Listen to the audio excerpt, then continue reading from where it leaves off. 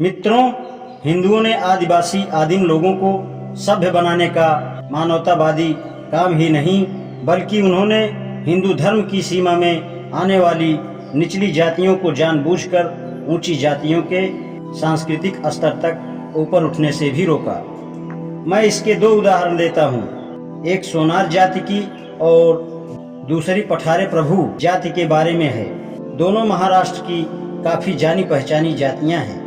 समाज में अपने स्तर को ऊपर उठाने की सभी जाति समुदायों की आकांक्षा व इच्छा की तरह ही इन दो समुदायों ने एक समय ब्राह्मणों के रहन सहन और व्यवहार को अपनाने की कोशिश की। सुनारों ने अपने आप को देवज्ञ ब्राह्मण कहना शुरू कर दिया और उसी तरह व्यवहार करने लगे। उन्होंने ब्राह्मणों के रंग ढंग पर चलते हुए धोती की लांग दोहरी तह लगाकर पहनने लगे और अभिवादन में नमस्कार शब्द का प्रयोग शुरू कर दिया। ये दोनों ब्राह्मणों के विशेष रिवाज और अधिकार थे। धोती का इस प्रकार से बांधना तथा अभिवादन में नमस्कार कहना ब्राह्मणों को नहीं सुहाया और उन्होंने पेशवा राजा से आदेश निकलवाकर सुनारों द्वारा ब्राह्मणों वाले तौर तरीके व विशेष अधिकार अपनाने के कदम पर रोक लगवा दी। इसके अलावा उन्होंने अंग्रेजों की ईस्ट इंडिया कंपनी के अधिकार क्षेत्र के अंदर बंबई में रहने वाले सुनारों के खिलाफ कंपनी के काउंसिल प्रेसिडेंट से मनाही का आर्डर भी निकलवा दिया। यही दशा पठारे प्रभु जाति के लोगों की रही है।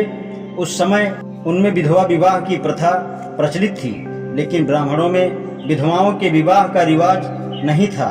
इसलिए पठार प्रभुओं के एक वर्ग ने अपनी बिरादरी के दर्जे को ऊंचा करने के विचार से विधवा विवाह के अच्छे रिवाज को भी छोड़ दिया जो उनमें प्रचलित था।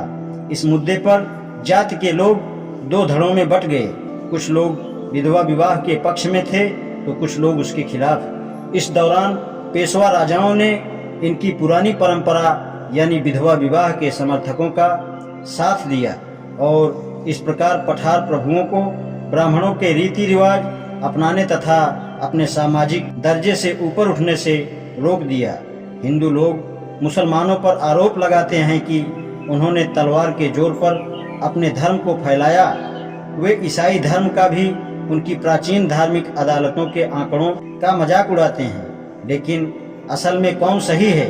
वास्तव में मुस्लिम और ईसाई हमसे सम्मान के अधिक लायक हैं, क्योंकि उन्होंने असहमत लोगों हिंदुओं को वह बातें मानने के लिए मजबूर किया जिन्हें वे मुसलमान व ईसाई उन लोगों की मुक्ति के लिए जरूरी समझते थे, या वे हिंदू जो दूसरों में ज्ञान का उजाला फैलाना नहीं चाहते थे और अंधेरे में ही रहने की कोशिश में ही लगे रहे। वे अपनी विद्वता और सामाजिक परंपराओं को उन लोगों में बांटना नहीं चाहते थे जो उनको अपने जीवन में ढालने के लिए राजी और तैयार थे। मुझे यह कहने में जरा भी संकोच नहीं कि यदि मुसलमान क्रूर थे तो हिंदू निर्दयी रहा है, जो क्रूरता से अधिक निंदनीय है, एक बदतर दुर्गुण है। आज इतना ही, शेष कल। धन्यवाद।